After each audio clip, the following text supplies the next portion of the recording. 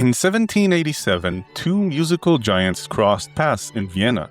Mozart, already a superstar, loved across Europe, the master everyone wanted to learn from, and Beethoven, only 16, new to the city, trying to prove himself and find a teacher who could unlock his future. They met once. It was brief, but it left a mark that lasted for decades. In a second meeting, let's see what fate has to say about that. This is the real story of how one short encounter and one missed chance helped shape the sound of music, the lives of both men, and the future we live in today. Vienna was the center of the world of music.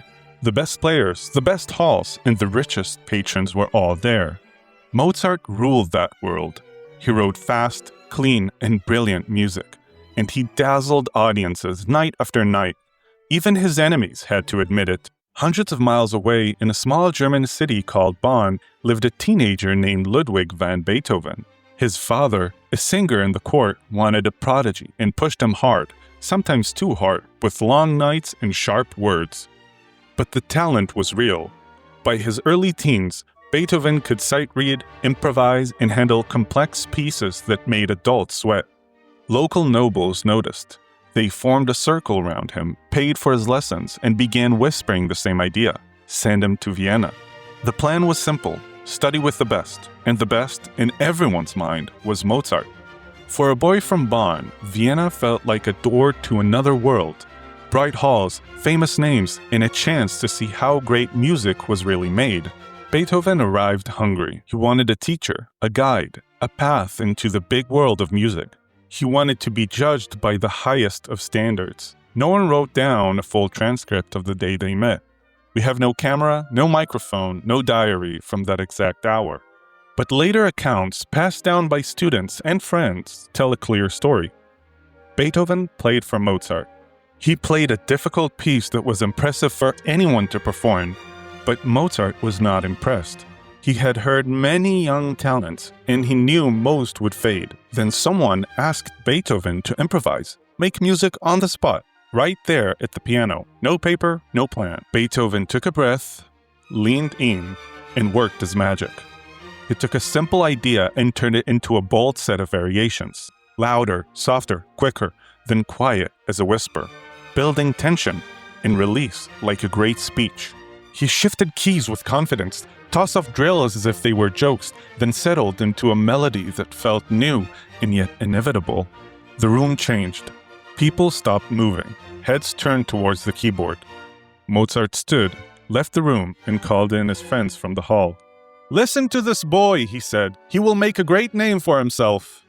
For a 16-year-old from Bonn, it was like being handed a key to the city. And not just any key, a promise that he belonged in Vienna, that the door he had dreamed about was real and already opening. But then, a few days later, a letter from home. Beethoven's mother was gravely ill. She was the gentle one in the hard house, the person who still believed in him when others drank or shouted. His father's drinking had grown worse. Money was tight. The family needed help. Beethoven packed quickly and left Vienna behind, the echo of Mozart's praise still in his ears. He reached Bonn in time to see his mother, but not to save her. In July, she passed away. The house felt even quieter, the rooms heavy with the sound of nothing. Beethoven wrote later that she had been his best friend. Without her, the world felt colder. The dream of studying with Mozart could wait. There was no time for dreams now. There were bills and siblings and a father who could not always stand on his own. So Beethoven did what he had to do. He played in the local court orchestra, he taught lessons, he copied parts for other musicians, he wrote small pieces to earn money. But the spark from Vienna did not die. At night, when the house finally slept, he practiced new ideas, pressing them into shape until they felt strong enough to live. Friends noticed the change. The boy who had gone to Vienna came back a young man, more focused, more intense, more sure of what he wanted. Years passed. Then, in 1792, a door creaked open again. Joseph Haydn, Mozart's mentor, passed through Bonn on his way home from London and heard of Beethoven's work and he wanted to hear it for himself. Beethoven played, and Haydn was very impressed. He invited Beethoven to Vienna. "Come," he said, "there is more for you there." And Beethoven went. Before he left, one patron, Count Waldstein, sent a line that felt like a blessing and a dare. If he worked without pause, he might receive Mozart's spirit through Haydn's hand. Beethoven folded the letter into his pocket as he set out for Vienna once again. But Vienna had changed. Mozart was ill. His last year was full of work, debt, and fatigue. He was finishing pieces at a speed that worried his friends. Before Beethoven could find him, Mozart was gone, dead at 35, buried quickly, leaving behind a city that suddenly felt empty. The door to that second meeting closed forever, and the silence after it felt different from any silence Beethoven had known, not just the absence of sound, but the absence of a voice he hoped to learn from. Beethoven stayed in Vienna and studied with Haydn and the others. He learned the rules, voice leading, form, balance. After learning the rules, he started bending them, and eventually breaking them all together. He learned how to build longer arcs, how to make a simple rhythm feel like a heartbeat, and how to turn a tiny motif into an entire movement. Mozart's music feels like light through clear glass. Precise, exact, and full of grace. It teaches you how perfectly music can fit together. Beethoven's music feels like weather, calm one moment, thunder the next, always pushing forward. It teaches you what music can do to a room full of people. The fire from that first meeting became fuel. Beethoven wrote piano pieces that spoke with a voice no one had heard before. Intimate, yet huge. Elegant, yet dangerous. He pushed concerts to be more than polite evenings.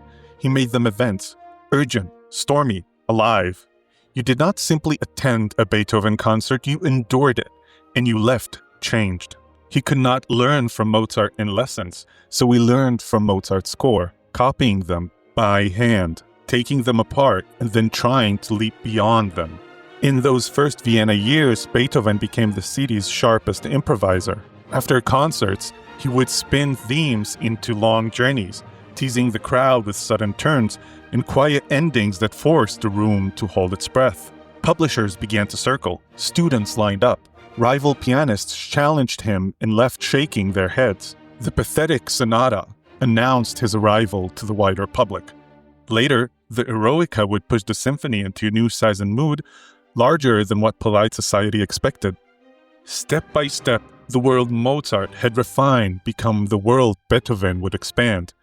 And behind it all was that day in 1787 when a teenage pianist made a room go quiet and earned a sentence from Mozart that would follow him to the rest of his life. Thank you so much for watching the video, and if you enjoyed it, I would really appreciate a like. This is a new channel and this really helps the channel grow. I really hope we can get to 20 likes together, and as always, subscribe to make Beethoven proud.